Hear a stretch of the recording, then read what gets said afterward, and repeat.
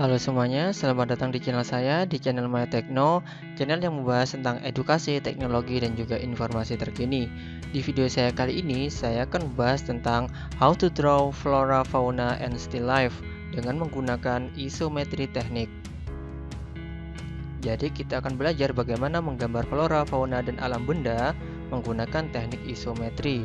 Terlebih dahulu kita akan membahas apa itu menggambar. Menggambar adalah suatu kegiatan yang dimana kegiatan ini membutuhkan koordinasi antara penglihatan dan gerakan tangan, serta dilakukan untuk mewujudkan suatu gagasan yang dituangkan dalam bentuk gambar menggunakan alat atau bahan tertentu.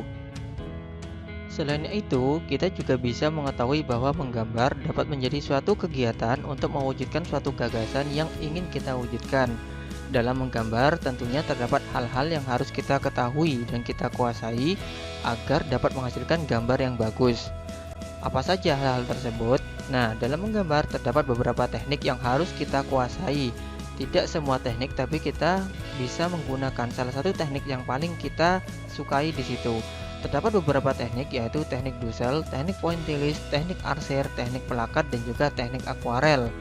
Teknik Dussel kita bisa menggunakan goresan pensil yang cenderung lebih lebar dan kita bisa menggunakan gosokan-gosokan tertentu untuk membuatnya lebih halus. Kemudian teknik pointillis yaitu dengan cara menggunakan titik-titik yang banyak untuk membentuk suatu gambar. Untuk teknik arsier kita bisa menggunakan garis-garis sejajar atau lengkung dengan cara menggoreskan-goreskan pensil pada bidang gambar. Teknik pelakat dengan cara menggunakan cat air atau cat poster yang cenderung tebal dan kental dalam pemakaiannya. Sedangkan teknik akuarel, cara menggunakan cat air atau cat poster yang cenderung tipis dalam pemakaiannya. Lebih lanjut akan kita bahas di video selanjutnya. Terdapat juga unsur-unsur dalam menggambar yang tentunya kita gunakan untuk menggambar yang kita inginkan. Unsur-unsur tersebut adalah garis, titik, dan bentuk. Garis merupakan unsur yang terdiri dari gabungan titik-titik dan dapat terdiri dari garis lurus, lengkung, zigzag, dan juga spiral. Sedangkan titik merupakan unsur yang paling sederhana dan bisa kita gunakan dalam menggambar menggunakan teknik pointillis. Sedangkan bentuk merupakan unsur yang dapat terdiri dari bentuk geometris dan juga non-geometris. Terdapat juga bidang merupakan unsur yang dapat terdiri dari bidang geometris, bentuknya teratur, contohnya seperti lingkaran dan yang lainnya.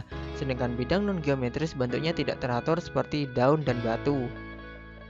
Selanjutnya adalah tekstur, merupakan unsur yang berupa keadaan permukaan raut suatu permukaan, misalnya seperti kasar, licin, halus, dan sebagainya. Kemudian warna merupakan unsur yang dapat terdiri dari warna primer, warna sekunder, dan warna tersier atau warna campuran. Lebih lanjut kita akan bahas di unsur seni rupa dan desain di video selanjutnya. Selanjutnya adalah gelap terang, merupakan unsur yang berupa pencahayaan terhadap suatu gambar. Terdapat juga alat dan bahan dalam proses kita menggambar, misalnya kertas, di mana kertas ini kita butuhkan sebagai media menggambar, seperti ukurannya A3, A4, dan yang lainnya. Kemudian pensil kita gunakan untuk membuat sketsa dan yang lainnya. Kemudian bahan pewarna yang kita akan gunakan untuk memberi warna pada gambar yang sudah kita sketsa. Terdapat langkah-langkah dalam menggambar. Yang pertama adalah mengamati objek, karena ini adalah menggambar, jadi kita akan memindahkan objek yang kita amati kepada bidang gambar. Kemudian selanjutnya yaitu membuat sketsa terhadap objek yang sudah kita tentukan dan yang kita amati. Setelah itu memberikan pencahayaan berupa arsiran dan Dussel ataupun yang lainnya menggunakan teknik-teknik yang tadi. Selanjutnya bisa memberikan warna dan melakukan finishing atau penyempurnaan terhadap gambar yang sudah kita lakukan agar lebih menarik. Proses mengamati objek dan membuat sketsa itu adalah proses awal yang akan kita gunakan ketika kita akan memulai menggambar. Dan proses ini kita bisa menggunakan suatu teknik yang disebut dengan teknik isometri yang akan mempermudah kita dalam proses menggambar. Teknik isometri ini adalah teknik menggambar yang mengutamakan teknik pengukuran, biasanya diterapkan pada gambar teknik, gambar proyeksi, dan juga gambar arsitektur. Akan tetapi ketika kita gunakan untuk gambar flora, fauna, dan alam benda, maka hasilnya seperti ini. Untuk menggambar daun yang seperti ini, maka yang kita lakukan pertama kali adalah membuat bentuk dasarnya, yaitu bentuk lingkaran. Kemudian kita hitung berapa kelopaknya yang ada di sini, dan akhirnya kita membentuk bidang-bidang yang sekiranya bisa membuat bentuk dasarnya. Dan langkah keduanya adalah kita bisa membuat detailing dari objek tersebut, dan yang ketiga akhirnya adalah proses pewarnaan. Berikut contoh-contoh yang lainnya. Untuk membuat benda seperti ini, wujud seperti ini, maka langkah yang pertama yang harus kita lakukan adalah membuat bentuk dasarnya, yaitu lingkaran besar. Kemudian di bagian tengahnya ada lingkaran kecil, dan kita hitung berapa kelopaknya, 1, 2, 3, 4, 5, dan 6. Maka selanjutnya kita membuat 6 bentuk lingkaran kecil di sela-sela lingkaran yang tadi, dan akhirnya kita bisa membuat detailing dari objek tersebut, dan akhirnya jadilah bentuk seperti ini. Selanjutnya ini adalah contoh-contoh gambarnya. Ini adalah tahapan-tahapan proses menggambarnya untuk menjadi gambar yang seperti ini. Ini adalah tahap pertama, tahap kedua, tahap ketiga, dan tahap keempat. Ini adalah tahapannya juga untuk membuat gambar seperti ini. Kita bentuk dasarnya, yaitu lingkaran. Kemudian kita beri arsiran berupa detailing, dan akhirnya menjadi seperti ini. Kemudian kita bisa melakukan proses pewarnaan. Ini adalah contoh-contohnya juga.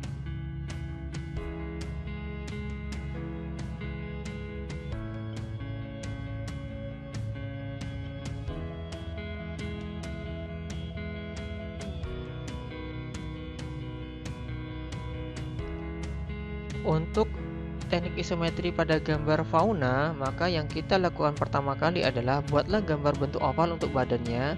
Tentunya kita harus memperhatikan objeknya. Jika objeknya berupa itik atau bebek seperti ini, maka kita ambil bentuk dasar yang paling besar, yaitu bentuk oval. Kemudian kita membuat detailing bentuk-bentuk yang lain menyerupai bebek tersebut dengan cara menambahkan bentuk kerucut pada leher, kepala, dan ekor. Kemudian berilah arsiran atau warna pada gambar itik tersebut.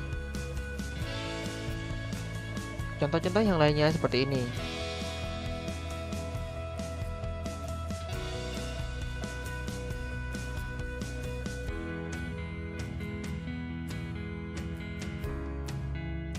Sangat gampang, bukan?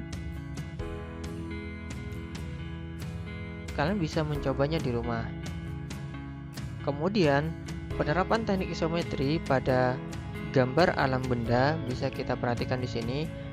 Caranya sangat simpel. Ketika kita ingin membuat gambar cangkir, maka langkah pertama yang harus kita lakukan adalah membuat silinder atau oval seperti ini, dan akhirnya kita membuat garis-garis vertikal, kemudian kita menggabungkannya, dan akhirnya jadilah objek cangkir seperti ini. Ada cara yang lebih simpel, yaitu dengan cara menggunakan garis-garis bantu seperti ini ya teman-teman. Kemudian jika ini masih terasa sulit, maka terdapat cara yang paling mudah, yaitu dengan membentuk garis kotak-kotak. Jika contohnya adalah botol seperti ini, maka kita buat bentuk kotak seperti ini dan membaginya sama besar kanan dan kirinya. Kemudian kita bentuk kotak-kotak, dan setelah itu kita bentuk dimensinya, bentuk lingkarannya seperti ini, dan akhirnya kita jadikan bentuk detailingnya. Kita hapus juga garis bantu-bantunya, dan akhirnya jadilah bentuk seperti ini. Sangat mudah, bukan? Selanjutnya, media dan alat untuk menggambar bentuk. Untuk membuat gambar-gambar tersebut lebih baik atau lebih bagus dan lebih menarik untuk dilihat, itu terdapat juga media basah dan juga media kering. Media basah berupa cat air, cat poster, cat akrilik, dan juga ekolin serta tinta. Sedangkan media kering bisa berupa pensil, krayon, pastel, drawing, pen, dan lain-lain. Contohnya seperti ini. Ini adalah contoh media basah. Ada cat minyak, ada cat akrilik, ada tinta bak, ada cat poster, ada ekolin, dan juga cat air. Ada juga media kering seperti spidol, drawing pen, pensil, krayon, dan karkwal ya. Terima kasih sudah menonton video ini sampai selesai. Semoga kalian bisa menerapkan teknik-teknik yang ada di video ini agar mempermudah kalian dalam belajar. Terima kasih, sekian dari saya. Assalamualaikum warahmatullahi wabarakatuh.